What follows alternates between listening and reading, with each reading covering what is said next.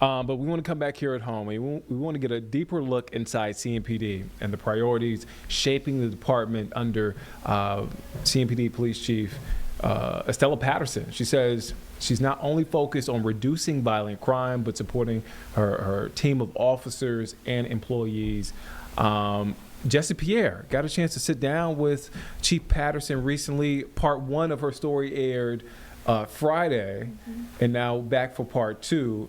Again, as you mentioned, we had you in here Friday, an extensive interview, a lot to work your way through. So I'm glad we're getting a part 2. Yes. I talked about it there, but takeaways from and what people can expect from part 2.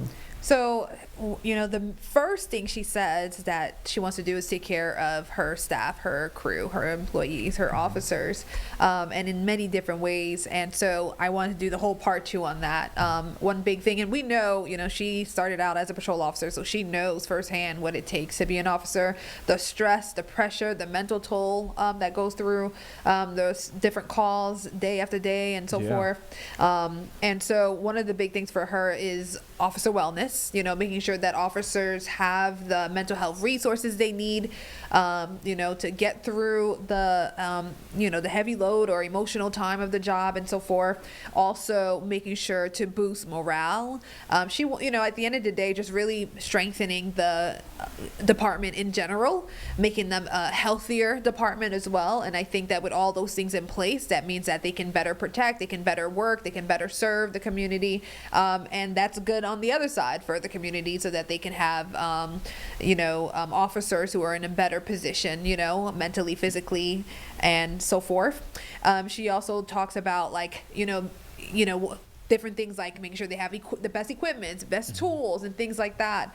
And of course, getting those vacancies filled, right? The more you, if you have a fully staffed department, you don't have to pull people from one area or another. You're fully staffed. People are not overloaded with work. They're not overworked, and etc.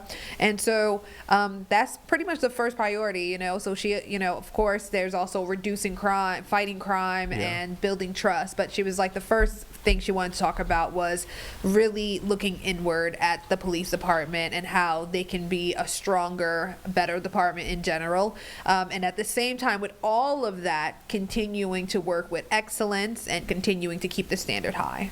Yeah, and I know you mentioned in the morning meeting that mental health part of that is key, because those officers, those first responders, they're exposed to a lot. They go through a lot. I can't even imagine what they go through over the course of a shift alone, or even a week. Yeah, day by day. And so, you do need resources and support to make sure to unwind and, digest everything you've gone through and so forth. Because it doesn't stop after that day. You know what I mean? They're back on the job, the uniform stays on, and, they're going to get more and more calls. So I think mental health, when we're dealing with first responders, officers, and so forth, is one of her top priorities, making sure that they have that in place. So I think that's a good place to start. I look forward to seeing this. A great story on Friday. I'm sure I haven't got a chance to get a sneak peek of today's story, part 2. But I know it's going to be good. Jesse, when can folks check out part 2? 6:15. 6:15. I had to think about it. I was like, 6:15. Yes, 6:15 today. 6:15. I knew the answer to the question. I just wanted to make sure. I had to keep you on your toes, Jesse. I'm just saying.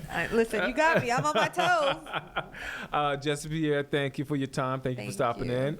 Let's head to break.